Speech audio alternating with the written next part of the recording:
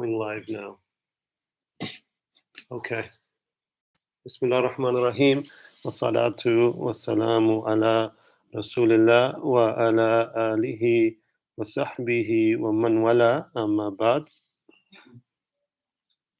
Bismillah. Bismillah. I'm going to need help. I can do that.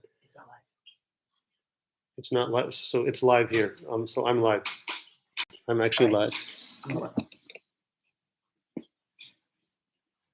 Okay, this may be it. Bismillah ar-Rahman ar-Rahim.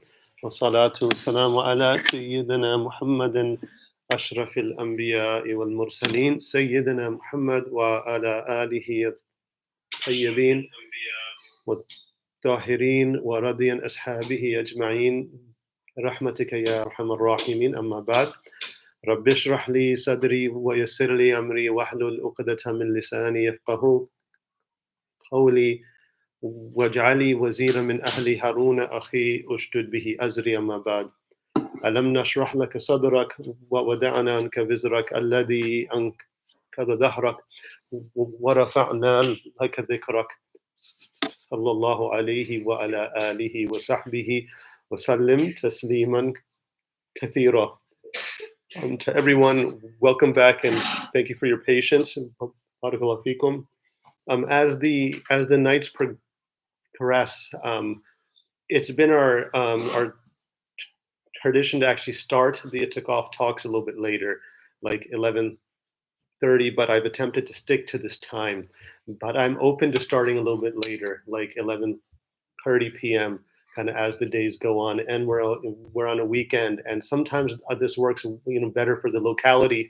Some of our friends and students who are interested, or just community members who are interested, but they're coming from the end of the Arawiya prayer, and it becomes 11:40 or something like that, and or 11:30. So I may change the start time, so we can make a vote on this and see if that's helpful, because I know there's also international, people online from other countries, and maybe 11 p.m. works better. So we'll have to discuss that.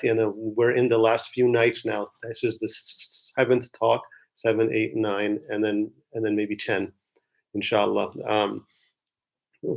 Inshallah, one of the talks will be, at the least, the whole talk will just be an open question and answer. So we may consider to do that either by tomorrow or the next day, inshallah ta'ala. Maybe by tomorrow, inshallah. So without any further ado, I hope and pray that last night's talk was helpful on some level. I know it was a bit conceptual and didactic, almost academic, but I wanted to lay out some principles that we're working with in regards to awakening these centers and the Islamic understanding of them. The Islamic understanding from an Islamic, spiritual, psychological perspective. With this, how Islamic spirituality works with these things. There's various schools that have various ways to work with them. I gave a very general outline that I feel for the contemporary, seeker, both Muslim and non-Muslim, would be more attuned to, more understanding of. And so let me say something before I move forward about how I teach these things, especially online. My intention is to provide a framework. A spiritual framework for your personal spiritual practice. Many of you online, I don't know you personally. And so the teachings I'm offering, maybe sometimes there are other, teachers or sheikhs or just other, individuals who believe that one should not be, divulging certain kind of subtleties of the spiritual path. What I've noticed and my own hal, or my spiritual state, is in terms of my heart, how I work, is that I've, in my own practice of since 1998, that I've been, meditating and with a teacher, spiritual teacher who has, who's guided me since then, kind of more or less, for decades now. I've come to insights on what is more efficient to help the seeker awaken to their presence with God, subhanahu wa ta'ala. And so what I provide in speaking about these things, these matters, like like awakening the centers of the human state, the centers of human consciousness. This is a framework, right? So you've noticed that I haven't used words like, even in this title of this talk, Islamic practices to awaken presence. In the title is Muhasaba, Muraqaba, and Mushahada. These are simultaneously practices and internal states that awaken. So I am providing a framework that can be used by any seeker, especially even a spiritual seeker who's in a spiritual order, some other order. They will notice the patterns, and if they understand what I'm speaking about, muhasaba and muraqaba and mushahada are more practices or the states of the subject who practices their spiritual practices, right? It's both a state that is awakened and a station. So anyone can actually use the way I have created or expressed the language of these teachings is in a way that can be used by anybody. That's my intention. Obviously, if you use it in a more specific context, in, for example, connection with myself or some other teacher, then there's a specific way to apply these things, right? But I'm giving you a way that is in consonance with Islamic practice that can be used. And so that's my intention here. So I want to clarify, especially if there's a teacher who's watching and may be concerned that in this context, there's a haqq in that, there's a truth in that statement. But that's in my humble view, not really that humble, but in my view, that's more the subtle insights that when one is who's studying with you, who's a companion with you on the path, who asks certain things, one can then express certain very subtle insights that are not meant for everybody. Why? Because the nature or the state of a person may not be ready to receive those insights. As Rasul sallallahu alaihi wasallam, as the Prophet Muhammad sallallahu alaihi wasallam stated and advised some of the early companions, like for example, Sayyidina Ali alayhi salam, as well as Sayyidina the Musab ibn Umair, and some others who were sent out to address or invite people back to God and the Messenger sallallahu alaihi wasallam, and invite them to the Messenger. There's very beautiful hadiths about this, actually. And so, not to get into that, there's one very beautiful hadith, but that's for some other time. But the point I'm trying to make here is that when one of them asked the Prophet ﷺ, how should I address them? How should I invite them? There's another hadith about this, but the one I want to say is that speak to them on the level of their understanding, their uqul, on the level of their intellects, on the level of their understanding. So there was an awareness that we invite to God with wisdom. So we do not say something so directly that that becomes confusing to a particular seeker, because the purpose is not to confuse. The purpose is to open the hearts and the minds, to awaken, or to open the minds and awaken the hearts, so that they are in certainty, right? So one then has to have an awareness of the level. So the da'i, for example, and so these early da'is were amazing human beings. Like, they were realized human beings. Like, we're talking about the companions of the Prophet ﷺ, who were in his presence. By simply being in his presence, you're called a hazrat, right? A hazrat is one who has presence. He had presence with whom? The Prophet ﷺ. And this immediately conferred in Ahl Sunnah wal Jama'ah, in our teachings, sanctity on you. That if you were in the presence of the Prophet ﷺ once, subhanallah, right? This is amazing.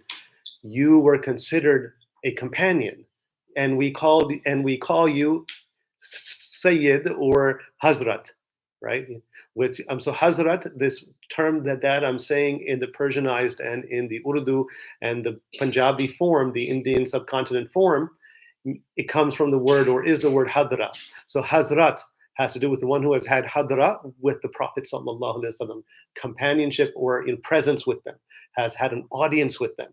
So they are a companion. Now, obviously, there's levels of companionship. There's the degrees of companionship, which models itself, or which the Sufis or the spiritual teachers take that and model their own, teaching off that. That their teaching is primarily companionship with the teacher, and there are levels of companionship. Some are more intimate, more physically, as we mentioned, meaning that they're in your physical proximity. That's the kind of physical intimacy I mean. But there's others who may have a deep spiritual affinity, and they may not be around their teacher, but due to the spiritual resonance and alignment, right, with the teacher, they are in companionship, right, and so this is even in the seerah of the Prophet ﷺ, and in his time there were companions, one in particular who never physically met the Prophet ﷺ, right? And there's a debate, ikhtilaf on, is he a companion or is he considered the first generation?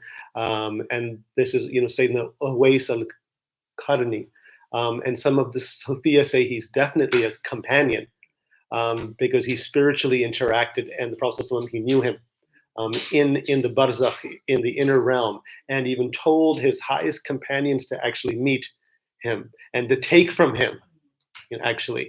So there's stories of Sayyidina Ali and Sayyidina Umar, radiallahu anhuma, who then met Sayyidina Uwais. And so this tradition of receiving something only spiritually, by not from the Prophet ﷺ and from spiritual masters, and not in their physical presence, is called an Uwaisi inheritance in Islamic spirituality, right? So, and this is possible in the subcontinent. There's spiritual schools within an order that have a whole lineage of Uwaisi initiations, actually. So you have the Chashtiya, right? There's Chashtiya Sabariya, and there's Chashtiya, the Uwaisiya, who there's in their masters, they received the initiation in the barzakh, in the subtle realm, from the founder of the order.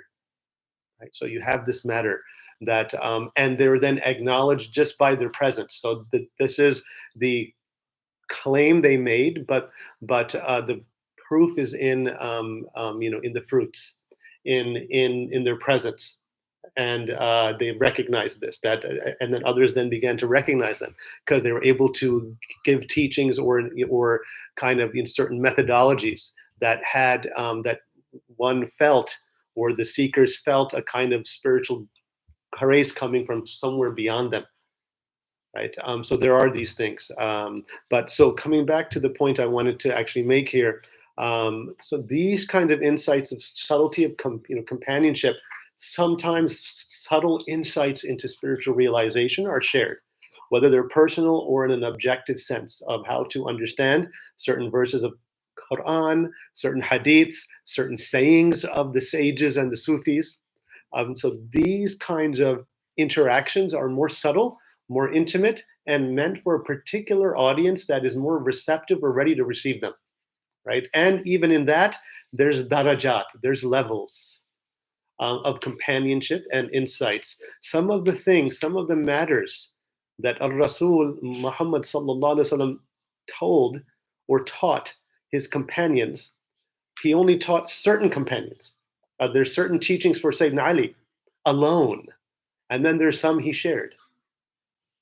And there's famous sayings of even the Tabi'een, Sayyidina Hassan al-Basri, who was one of the first early Sufis who students began to come around specifically to take Islamic spirituality from him. He was a murid of Sayyidina Ali, and historically he took staunchly the Sunni position. So many people who try to talk about Shia and Sunni, Sayyidina Hassan al-Basri, if I'm saying his name right, he was a explicitly Ahl Sunnah, murid of Imam Ali, right? And for example, but when we speak of these things, Islamic spirituality goes beyond these two distinctions. Although the transmission of Islamic spirituality has been preserved in orders that are, their framework is Ahl Sunnah wal Jama'ah. Right? So very important to understand this. But you see the possibility of Islamic spirituality and the wilaya in this spiritual sense of spiritual guidance and tarbiyah manifesting itself in the Shi'i universe as well, no doubt. Since both, you could say, Shi'ism and Sufism of Ahl Sunnah meet in the aktab, or the spiritual poles of early Islam, who are none other than the Imams, who are considered the Imams of Shi'ism, right? So you have, for example, Imam Abu Hanifa, Qaddasallahu sirruhu and radiyallahu an, who states a famous saying that I would have been lost had I not met Sayyidina Imam Jafar as-Sadiq. Right now, towards the end of my life, like that's the statement. Now, he met him in the end of his life. Imam Abu Hanifa is the master par excellence of fiqh. He's an imam of a madhab. He did not mean that I was lost in my fiqh. He had already established a school, right? There was a school established around him, rather, right? He meant this in terms of spiritual wayfaring, that he took tariqah from this pole of the age, the spiritual pole of the age. Sayyidina Jafar as-Sadiq, alayhi salam, for example. So in early Islam, these distinctions were not there. Like you have the most staunchest Ahl Sunnah authority in Abu Hanifa, who's taking tariqah from whom others see only as a Shia imam. He is a Shia imam, but he's a pole of Sufism, and he's a Muslim. He's one of the greatest Muslims of all time, right? So, so these distinctions come later, and this confessionalism comes. It's always been present from the beginning, but what people sought, like meaning outward Islam and inward Islam, all this is Islam, right? But coming back to my point, what I'm teaching here is what I believe, in my opinion, I can share with others, even those who I don't know, because I've received insights on how to, kind of share spiritual practice as insights, as a framework that one can work with. But at some point, one needs a teacher. So the teaching itself is an invitation to find a teacher.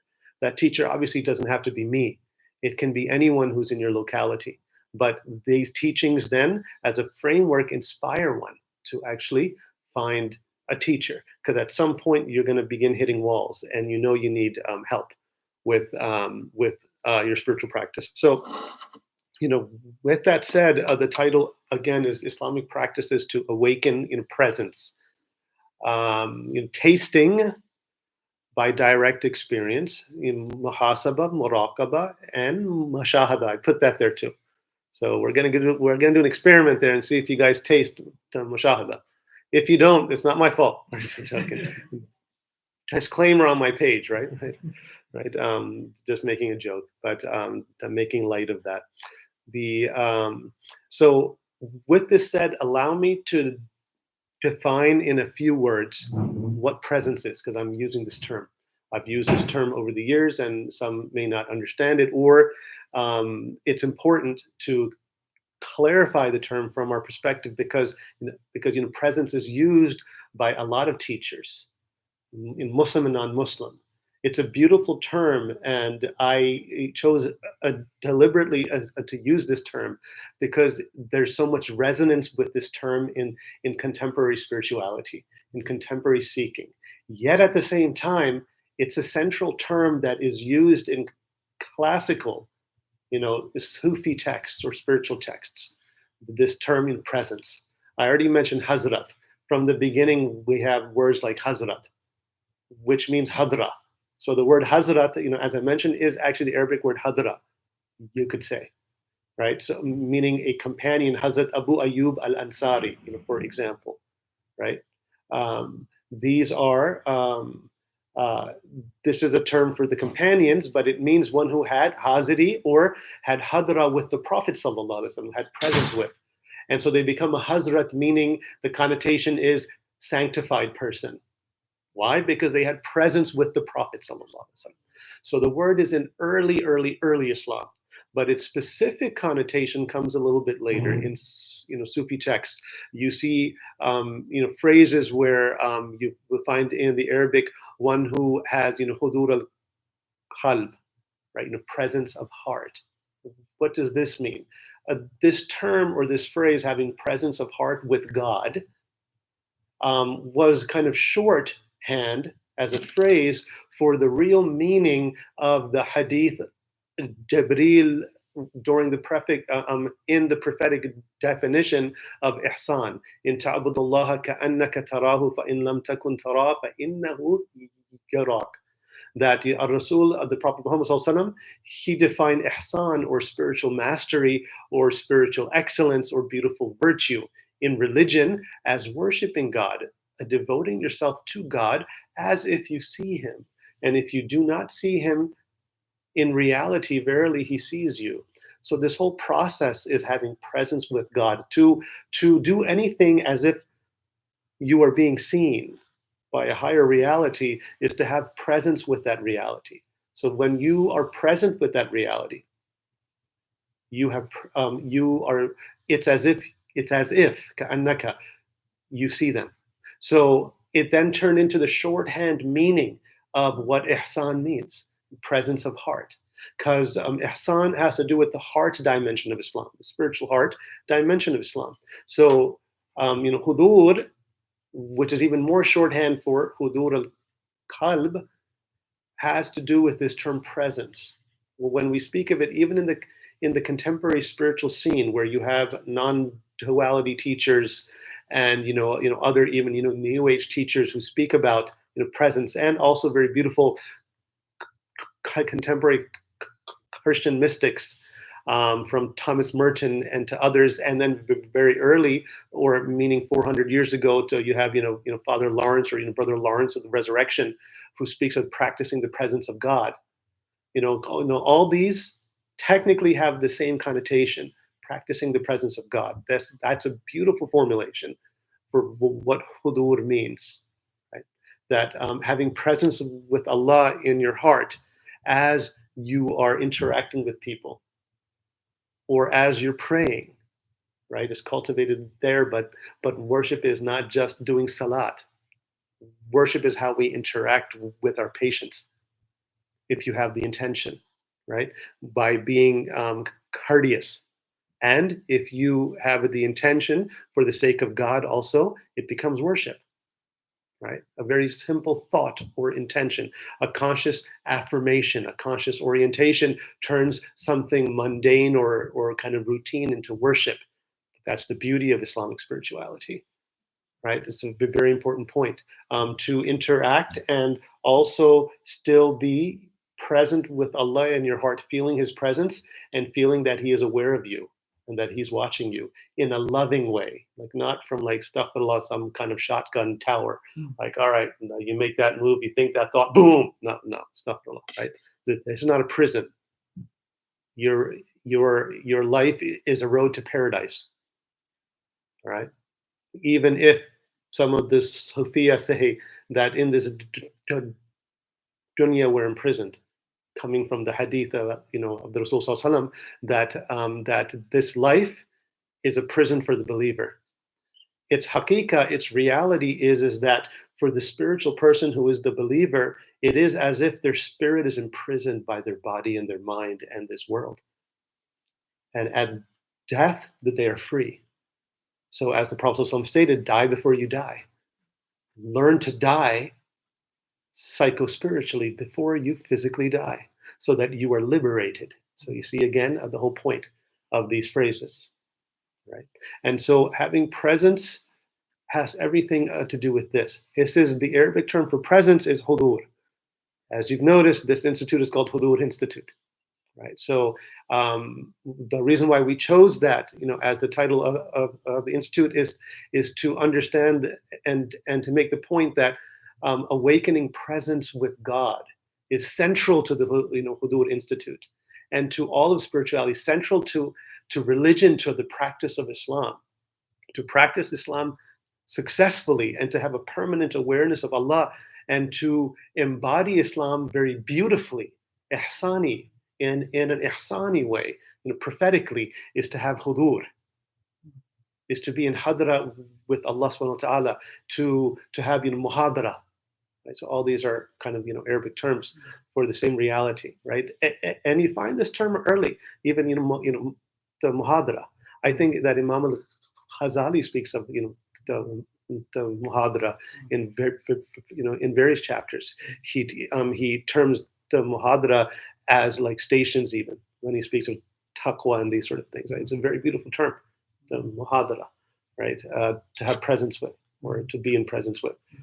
To be in a state of hadra or the muhadara with Allah subhanahu wa ta'ala. In certain Sufi practices, there's these terms called hadra, which becomes a practice of bodily movements that engage your whole being, from the body to the mind, heart, and the ruh, or the spirit, in your presence with God. So there's hadra. So the point of hadra there is that it doesn't just mean sacred dance. It means sacred movement, sacred bodily movement, to awaken your presence with God. It's a very important point.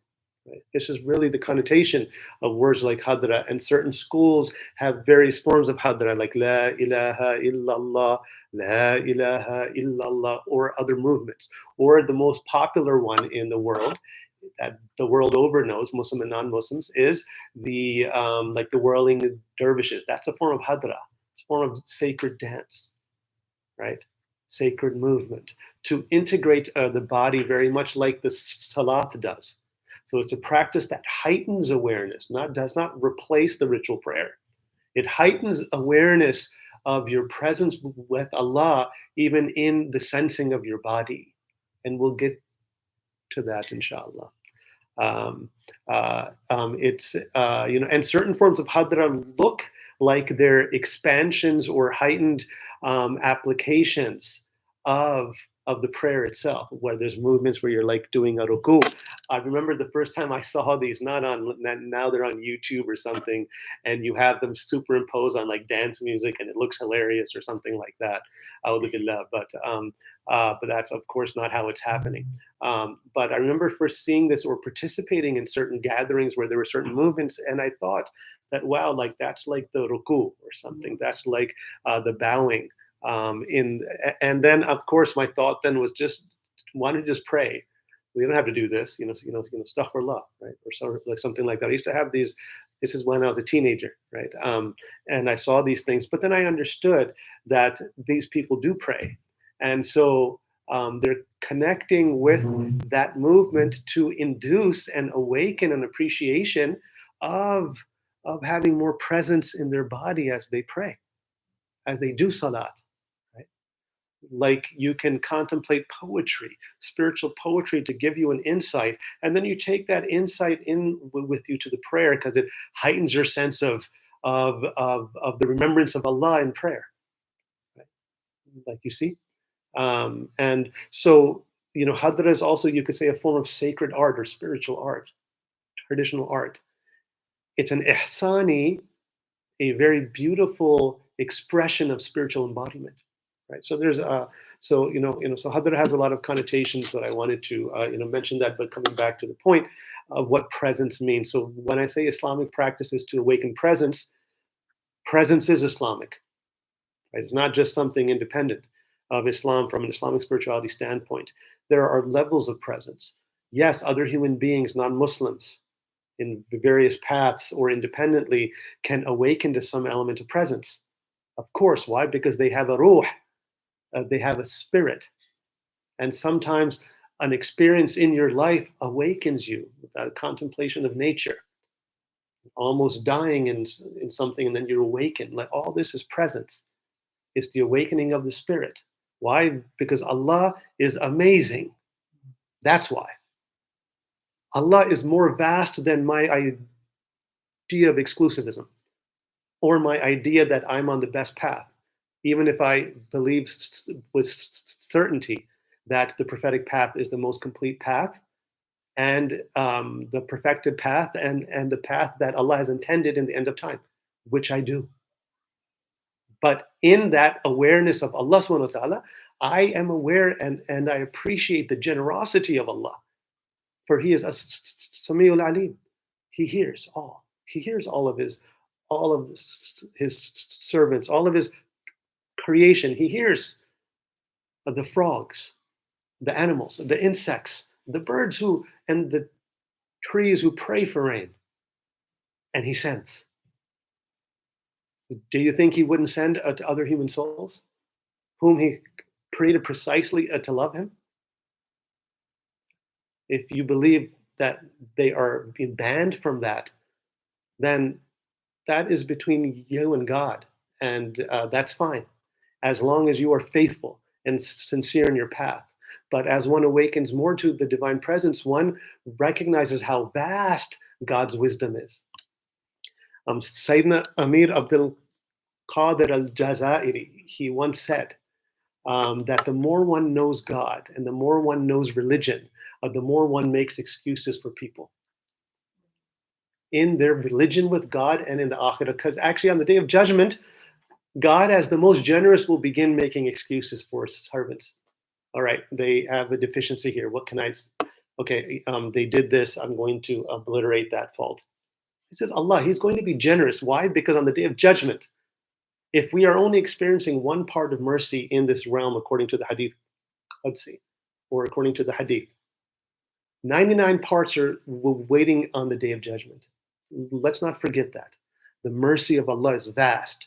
Yes, there's levels of attainment, of mercy, of religious truth, and of authenticity of paths that come from God and go back to God. I am not at all denying that. But as one has more ma'rifah, you recognize what you are as your nafs and your mistakes, and you understand that the attitude is that of humility and service and compassion. This is the conscious orientation that major awliya like Muhyiddin al-Chishti had in the subcontinent, for example, when he preached to all, not just Muslims. And how even to this day, first of all, so many entered Islam because of that attitude.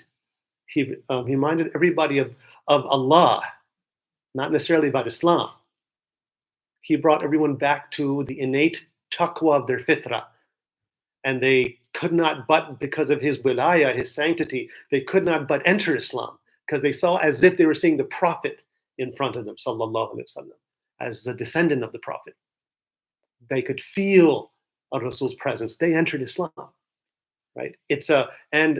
And if you notice, the Quran speaks of da'i al-Islam, da'i fil Islam, the da'i Allah. I'm sorry, astaghfirullah. The one who calls to Allah, right? وَمَنْ أَحْسَنُ قَوْلًا مِمَّنْ دَعَا إِلَى اللَّهِ, right? There's verses like this, right? That the best of you, are those who call to Allah, whose speech is a calling to Allah, not to themselves, not even to Islam, right? Not to Bani Islam, right? Not to the tribe of Islam, but to actually, God, as you understand Him, as you in your deepest self know Him. We're calling you, we're reminding you of what Allah already placed in your heart in pre-eternity. This is the call of Islam, actually. And this is the reminder that da'is are, have the gift of calling like this, right? Like these are the ones who have the best speech. There's a place for very rarefied theological conversations. It's like esoteric knowledge. It's like physicists talking about a particular element of the theory of relativity. That doesn't concern me. It's esoteric knowledge. It's like attending doctors speaking about particular illnesses and in a particular way that is not meant for the generality or patients or even sometimes interns or something like that, right? There's a knowledge that is meant for the uqul, for the understandings at that level, right? Coming back to speaking to the level of understanding, right? We maintain our orthodoxy and in the finality of the message of Muhammad sallallahu alaihi wasallam, and what this means, that it is the divinely intended path at the end of time for humanity. But in this context, God is generous, and you awaken to His generosity, His mercy, as you awaken your heart. So, having this, opening to the other in various ways, being inclusive while being grounded in the orthodoxy of your teachings, is Islam. Is the wisdom of Islam, right? Like I remember, an experience from the movie Malcolm X, but also from his biography, that where a white woman came to him and said certain things and was speaking about like the struggles of the black folk, of the black nation in America, and she said that she'd like to join, and he immediately said, "No, you can't. You can't join because you're not black." And according to my belief at that time, you can't join. I won't even say what he believed at that time, right? But then he awakened even more to understanding Islam when he went on Hajj, and he saw white folk praying next to him, and he saw that they were sincere. They're from the Caucasus, and that their heart was more sincere in their love of Allah and their worship. And he understood that Islam solves this problem because of taqwa, right?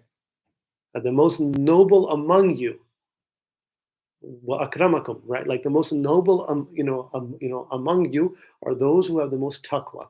Allah, He did not say in this verse, the most noble among you from the believers are those who have the most taqwa, right? It's interesting when Allah addresses everyone, nas, or you, which means everyone, or ya ayyuhalladina amanu, right? The believers.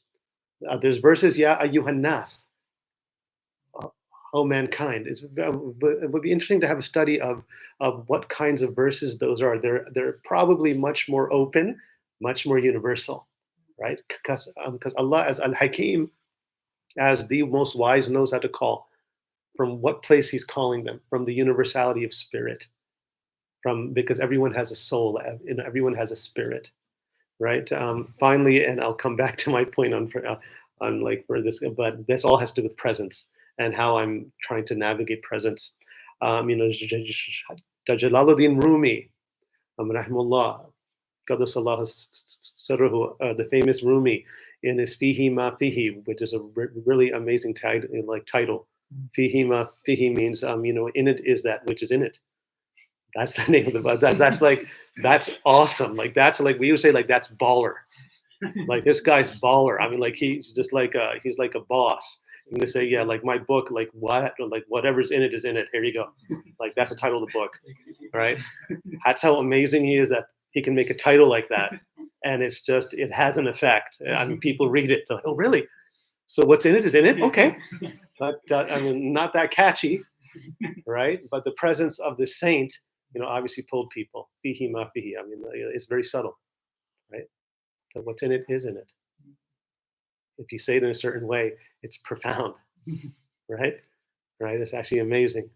So in this is a passage where he's speaking about actually subtlety. So coming back to my point, actually, subhanallah, it's amazing. Coming back to this point about what you're teaching, he was describing very subtleties about God's reality to certain of his murids, and some non-Muslims walked by and they heard him, and they then stopped and they began listening and they began weeping. These people weren't weeping. This is amazing, right? And this is recorded in Fihi Ma Fihi, right? So then the disciples say, subhanallah, ya Sheikh, these people are not even Muslim. How are they in tears when they don't even know God and anything about Islam? How are they in tears? Kind of how are they actually resonating? Is this fake or something? This was actually a real question asked. And we see this sometimes, this mentality in our brothers and sisters, actually. And that's fine, to each their own in terms of their relationship with Allah. But Rumi, he responded um, uh, that that every soul, when still and awakened, recognizes their creator. Every soul knows that their creator sustains them in some way. Every soul knows, has trust that God will take care of them. Aren't these, isn't this the essence of Islam? But the essence of everyone's kind of knowing. So he brought the essence or the root of Islam to what is the root of all spirituality. If you sit back and you really contemplate very deeply, you know you came from somewhere. So you know there's a special innate sense that goes beyond my physical. And you know you're not from this realm. Like, be in this realm as if you're a stranger, right? Right. The prophetic hadith. This is a natural, intuitive, fitra'i insight of the Hanif, of those who are mystically inclined, who recognize, who have a sense of spirit, who might have had in their life some kind of minor awakening spiritually, or have an insight, mystical insights into God. So regardless of their context, and sometimes due to their religious teachings and the pious people that they might have met in their lives, there's all these possibilities, and they have an awakened insight. Everyone's on their own journey to God, whether they're Muslim or non-Muslim. Of course, the believer is blessed with having a teaching, a path, rituals that come directly from revelation. We are blessed. But do we actually give thanks? It's like being born into a very wealthy family and you have everything. Most of those kids take it for granted. I certainly did. This is like anyone who is in the Ummah of the Rasul sallallahu alaihi wasallam. You have it all spiritually. You just haven't tapped into it, and you're taking it for granted. And guess what? Allah will replace you with people who will appreciate it. He promises this in the Quran. So we need to wake up. So born Muslims need to wake up too. So all of this is is an important reminder to to us. And this is also why I like to use the term presence, because for me, and coming back, presence is a calling others to God, to God's presence, whoever they are, Muslim or non-Muslim.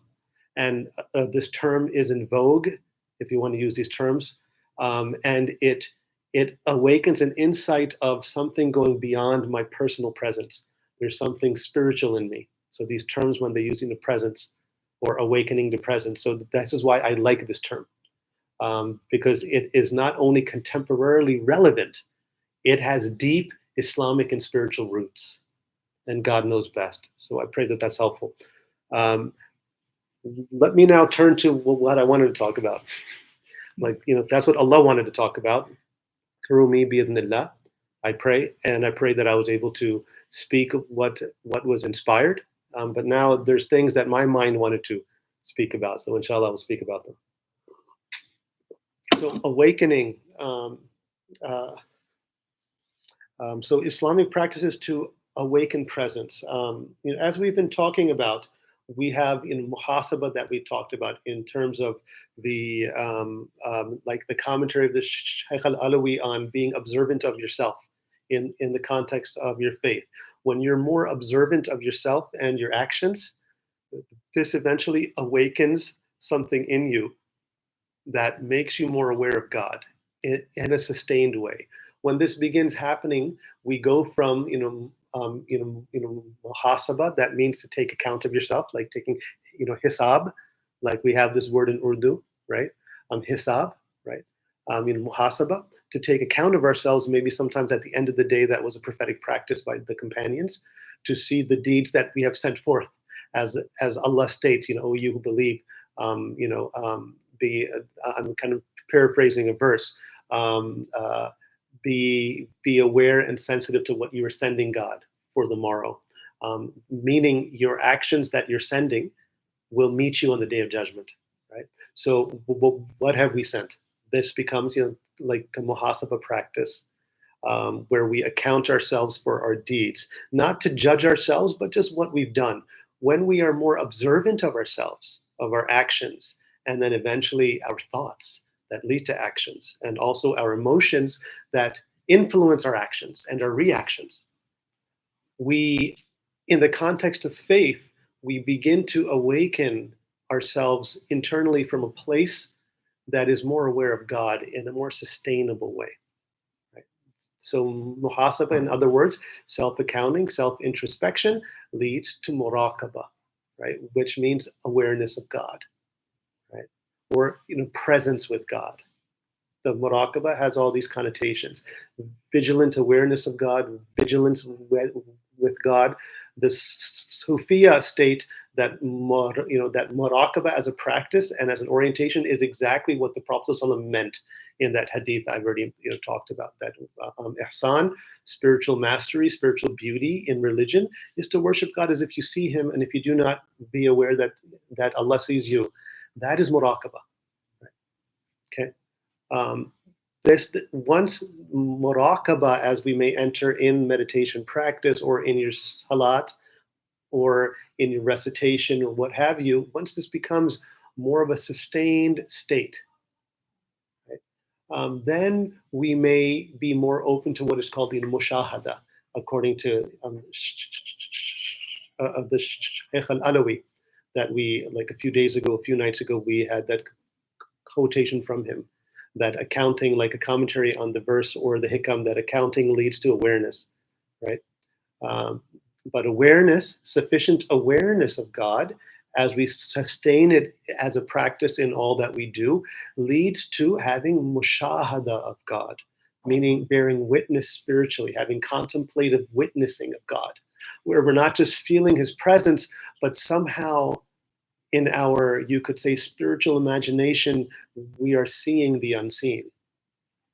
Not as an object or as a person, I do not mean that spiritually, but we are in a state where we're so aware of the idea of God that it is a living reality in our imagination. This is considered mushahada, right? Let me say, and I'll say, maybe I'll remind us when we try to do mushahada exercise, if we have time for tonight. I'm not sure if we will, but this is in comparison, not really contrast, but in a distinction to fikr, what Islamic spirituality calls fikr, right? So fikr means contemplation in an intellectual sense.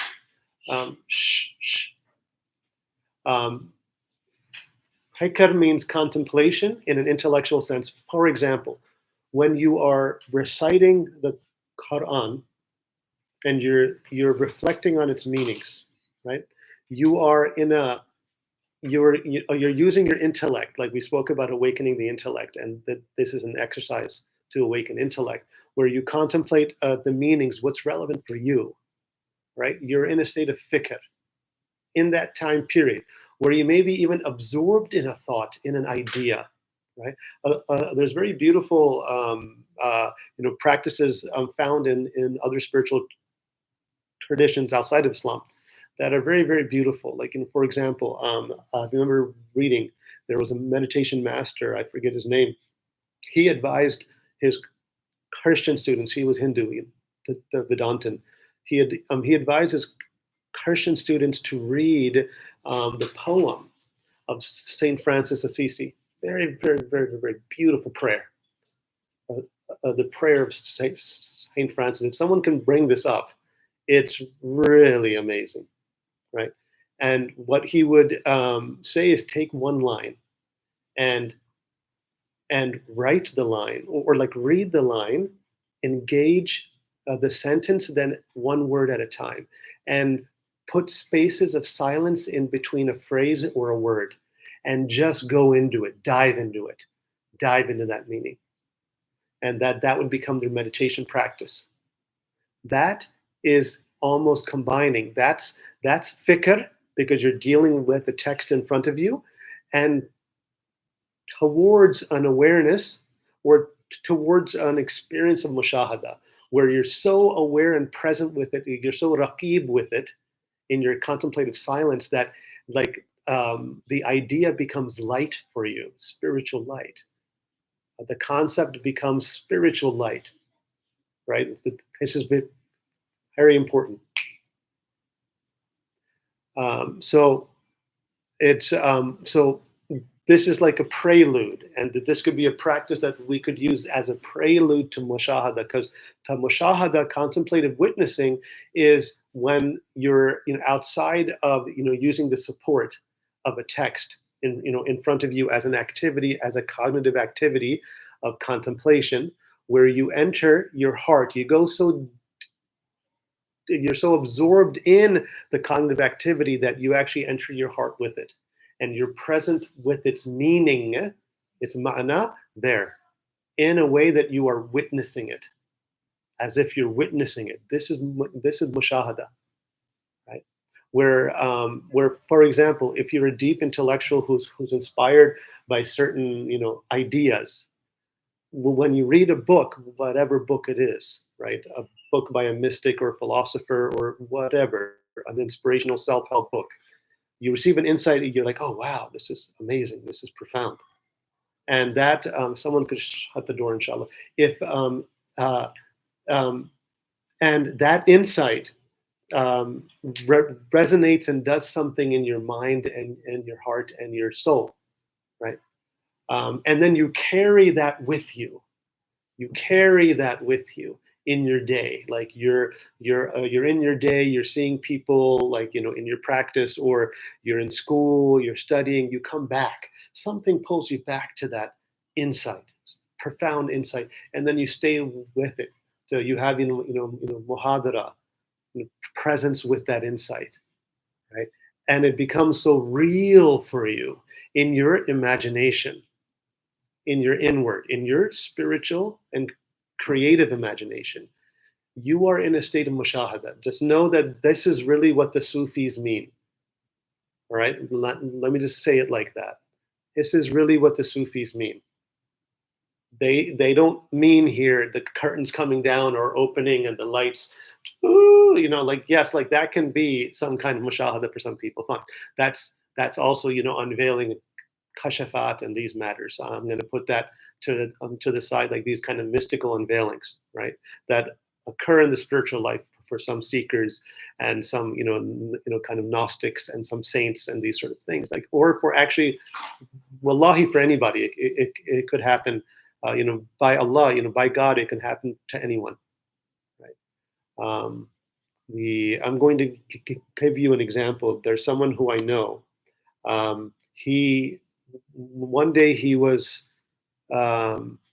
he was in need of of finances for the month. He's a very pious man, actually, and but also an ordinary man. I don't want to make him into he's a very beautiful soul. He was in need, and I hadn't contacted this person in a long time, so I just sent him a text, like a WhatsApp text. I'd been like half a year. Like I said, how are you doing? For some reason, a thought of you came in my heart. I wanted to reach out. That's probably my exact words, right? He said that, wallahi, by God. So this is his response. He said, by God, I was sleeping, and I saw a light from the phone that for some reason woke me up because he'd just fallen asleep. And he said that he saw an angel pointing to the phone, saying, here, read this text. This will, and he heard, or he imagined sacredly, spiritually, that this is your help. This is what you were asking for. Right. So I didn't know his kind of situation. So he said that, and he said, I'm sorry, but I have to tell you that. This is what happened. That is mushahada, or even more, that's actually kashf. Right? Like that's unveiling. And at that moment, he said, hey, look, I just need a little something to get by my rent for the month. Just giving an example. I understood his situation was even more dire, but he's being really humble, right? Kind of about this matter. And knowing him, I knew he wasn't lying to try to make me. I could feel there wasn't. I mean, because I verified this in my own muhasaba and my muraqaba in present moment, like the muraqaba, because of how the thought to ask him, entered me. I was in a state of dhikr, right? So I was praying, and I was in a state of and a strong, insight, obviously from an angel, came and said, you haven't heard from this person. Well, why don't you ask about them? Right? This is how these things work, right? So I was in a state of muraqaba. He was in a state of kashf, right? You see, see the levels, right? And so then I understood, and that's just a personal example, but I want to share how these things work. This is, but the mushahada is, I'm going to give you one more example of mushahada, and maybe we can do the exercises for tomorrow night, inshallah. We're almost at the 1 hour mark, so I think I will kind of end. One of my sheikhs, my major sheikh, may Allah preserve him. I teach now in my zawiya. The zawiya was consecrated by him. I'm independent of him. At this point, his name is Sheikh Sayyid Hussein Nasser, an amazing man of Allah, amazing, kind of wisdom. So Professor Sayyid Hussein Nasser. Yes, I'm putting that out there. I once asked him, like, you're an amazing man of God, and it's a miracle that you've written 50 books and 500 articles. Like, I can't even write one book. In, like, as you guys know, Haja knows, she's trying to push me to publish my books that we haven't finished, right? It takes amazing focus and concentration and consistency, istiqamah, to write a book. I mean, I appreciate that. He's written 50 books. It's amazing. And these are not like 10-page, like, ha, ha, ha, ha, ha. No, I don't mean to make fun of any book. Like, there's beautiful also in children books that are absolutely amazing. Like, I read sometimes children books. I'm reading a children's book to my daughter or my child, over the years, like, well, like, that's actually pretty cool. And I just start reading it, right? So stuff like that. Right? So no offense, I'm just exaggerating by hyperbole, right? These are 250-page books, 300-page books, 400-page books, sometimes very sophisticated, subtle knowledge of Islamic philosophy and mysticism and what have you, the environmental crisis, et cetera, et cetera, et cetera. And here's a man who's a professor, and before that, when he was writing a lot of books, he was in another country, involved in management of other public affairs. How did he do this? So I asked him, how did you? I just asked him directly, how were you able to do this? I know the tawfiq is from Allah and you're a special person, but how did you do it? So I just asked him, point blank. So he said that this is a very good question, Akhi. He said, because I love him, I like to.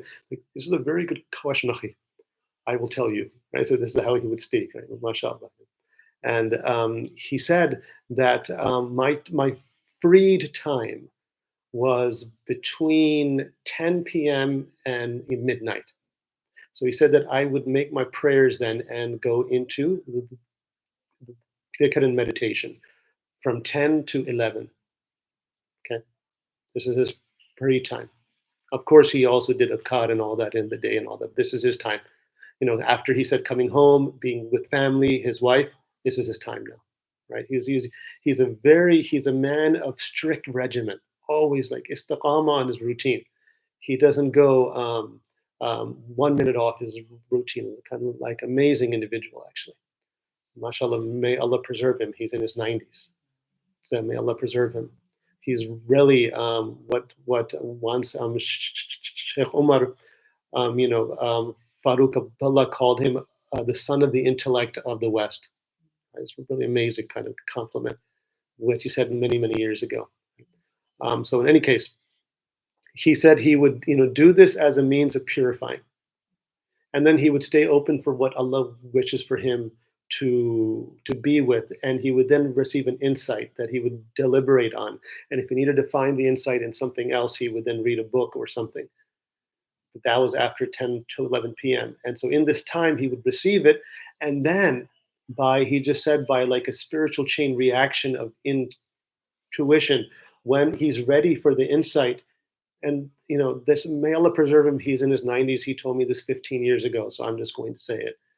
He said that he would receive, for example, a whole chapter. He would receive it, and it would be suspended in his spiritual imagination from Allah subhanahu wa ta'ala. And he said that because of his busyness, he would begin writing, and then he would be out in the day and interacting, but he was still having mushahada with that chapter. It was still there, and he could access it. He was reading it, he would say sometimes. He's not a man. Shaykh Hussein, Dr. Shaykh Hussein Nasser is not a man who lies. It was there, and he was as if reading it until he had enough time to write it down. And he would write it down in pieces. But when he wrote it down, and his editors, actually, because I know some of his editors, they testify. When he writes, it's like on one go, and he would write by ink. Just write. As if he is receiving, and he's dictating what he's receiving. Right? Like, this is the hal of some of the awliya and the sages, the hukama, that Allah has, and this is not for us, like this is a bestowal of Allah, but that's one of the most profound examples of mashahada, having mashahada. That's one example of having that it's so strong. The intellectual intuitions are so strong that you have that it's suspended in your spiritual imagination. It's present with you as you're interacting. And that's another aspect of the definition of mushahada. But mushahada doesn't necessarily cause fana, meaning full annihilation. There can be subsistence where there's no rupture between inner and outer. Kashf, for example, unveiling, there's kind of an opening even in the outer sometimes, in your dhahir, which is separate from hallucinations, which is a psychosis or a psychiatric illness or the illness of psyche. This is not the same thing, where there's a complete rupture of outward and inward and disequilibrium. Here, this is a bestowal from God, and there is not a disequilibrium. There is stability in this matter. And so, for example, he was able to speak of this, or he was able to hold this and interact and then write. Like, this is a high station. That's from God, right? This is a very important point. And then the example I gave you of the kashf. But there's so many other examples of mushahada that can be given, kind of these things. Sometimes some do have insights or mushahada of an experience with witnessing an angel, conversing with an angel. These are modalities of the spiritual imagination on a more higher level, which is, you could say, a mix of mushahada and kashf. There's stories of the awliya, of certain Sufi sheikhs who were in such salawats upon the Prophet sallallahu alaihi wasallam that when they went to Medina, for example, they witnessed the soul or the spirit of the Prophet sallallahu alaihi wasallam. These things are real. Like, this is not really, that's not a kashf. That's just complete the mushahada. Like, because it's not really, for them, it's not coming out or intruding into their dhahir. It's like, it's already a reality for them. Like, they've been in such a state of mushahada where inwardly they're in the presence of the Prophet sallallahu alaihi wasallam, that when they go to his tomb, sallallahu alaihi wasallam, is the most blessed place on earth, they bear witness to his presence. There's awliya who have, and this is more subtle. Again, maybe I should stop here, because in terms of the uqul I was talking about, the not everyone is meant for, like, this is very subtle. This has nothing to do with your creedal belief. So this can lead to confusions for people. So I'm not going to say anything more about this, on YouTube Live. But again, I wanted to give you examples of mushahada. This kind of mushahada and even unveiling is not possible. And these are not goals. Okay, let me also say that. These are in bestowals from God. But these things, as a general rule, are not possible if you haven't done the work, right? Although it comes from Allah, right? If you are not consistent in muhasaba and sustained in muraqaba, chances most likely are you're not going to get random or sustaining mushahadas. That's not going to happen. Unless Allah in His mercy opens you, and you do have that. Because sometimes, because coming back to my original points, God is very generous. God has made the rules. He goes beyond them. Right? His first rule is mercy, actually. Right? His second rules are justice. God's justice includes mercy on the day of judgment. There is no divine justice without mercy. Okay. Very, very important. There's hadiths about this that I've written mercy on myself. Hadith Qudsi. So his first rule, I've inscribed this on myself, right? Which means, in more subtle language, my nature is mercy. By effect, I may demonstrate majesty, but with the pretext and context and post-text, inshallah, of mercy. So, God in His mercy may show you something that then awakens you. Right? There's many people in a state of jadba or divine, like the divine pull in their lives, even when they're young, may have had an opening for no reason whatsoever, and that allows them to be inspired to traverse the path. Ibn Arabi had his opening at 15. Right? Ramana Maharshi, someone outside of Islam, had an opening around that time. So there are individuals who have these things, right? And Ibn Arabi is the Sheikh al-Akbar. Right? And his opening, in his sincerity, he realized, although he attained everything or realized everything at that moment, he needed a path to understand that and to embody that.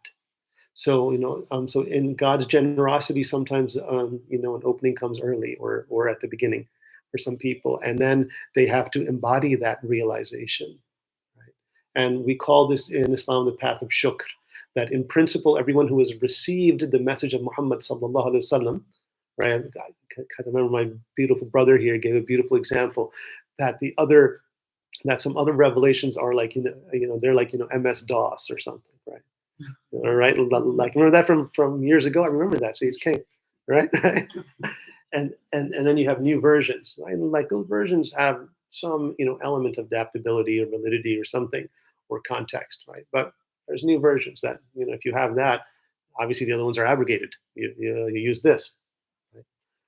And so this is how we view, right?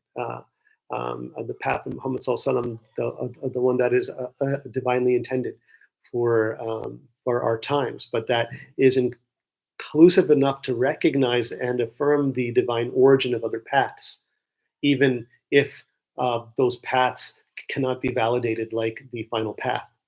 And even though there's wisdom and insight that Allah speaks of, there's light and guidance in them on some level, right? So we respect that. And one of the proofs of the finality of Islam, actually, as a proof of Islam, is that it recognizes that which came before. Right? It becomes its proof that in many ways it supersedes them by literally superseding means to sit over or to encompass. So Islam, the final Islam, mode of Islam, encompasses all other Islams. The original teachings of the prophets and their messages.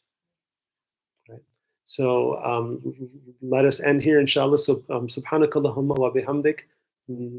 Ashhadu an la ilaha illa anta nastaghfiruka wa natubu ilayk. So I hope that this was helpful to create an outline of these definitions, to give you more definitions. I'm going to give you more practical ones, and let me say one more word about that. Sorry. And then we'll begin with this thought for tomorrow night, inshallah. Maybe then Sunday we'll have an open question and answer. So in Muhasaba, for it to work well, you might have noticed if you're observing your actions after you've done them in the day, it's a retrospective practice, right? If we use these terms, like it's a retrospective where you're looking back at what you did. This awakens intellect. Muraqaba, for example, is a more more present moment practice where we're feeling God's presence, right? In the present moment in our meditation. The muhasaba can be retrospective and prospective, especially when we bring in the practice of tawbah, where we're working on what we've done and what we want to do, right? Well, you see that? But we're doing that in the now, like in the present moment. But it's emphasizing these two poles. This is muhasaba. Muraqaba opens us to sustained taqwa. It's in the present moment. It's a present moment practice, right? Of sensing God's presence. That's not, it didn't happen there. And, even if we're trying to recall a beautiful experience that we had, and then we get caught in that where we're not being present, right? Even though those things happen, right? Present moment practice, right? If you understand this, there's ways to combine the two. What I like to call a muhasaba and muraqaba synthesis, where we do body sensing, but in the context of our awakened presence with God.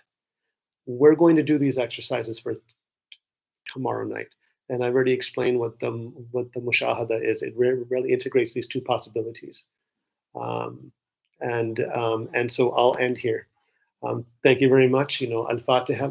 Bismillahir Rahmanir Rahim. Alhamdulillahi Rabbil Alameen. Ar-Rahman Ar-Rahim. Maliki Yawmiddin. إياك نعبد وإياك نستعين اهدنا الصراط المستقيم صراط الذين أنعمت عليهم غير المغضوب عليهم ولا الضالين آمين.